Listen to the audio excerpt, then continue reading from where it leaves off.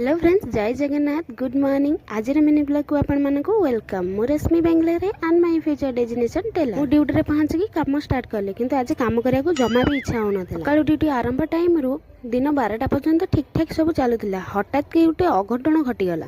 हठात कि कौटू के जाने आगुरी निआ फाला। निआ देखिकी समस्ते इयाडे सियाडे छानिया दौड़िले। आ मु भी दौड़िली, किंतु मु जानि पारले निआटा कौटू फाला बोली। तापरे संगे संगे इलेक्ट्रिशियन को इन्फॉर्म कले। सी आसिकी निआ लेवे देले। तापरे समस्ते निर्भर काम कले। फास्ट जो कलरटा चालुतला सेटा को मु क्लियर कर देकी एबे मु स्टार्ट करछे ब्लैक।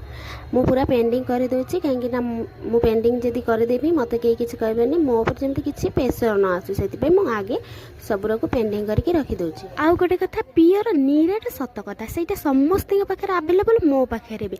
से जिनसटा है खाली गोटे जगह एमती नीरव बसवा, बही धरिकी बसवा, खाई सारिकी बसिले से जिन ऑटोमेटिक बस बिना निमंत्रण कार्ड रे आसी आम पाखे पहुंची जाती आमर अति प्रियर निद मासी। जिते मु खाई सारिकी आसे मो बेच को काम करते मो निदटा को निजे आयत करें।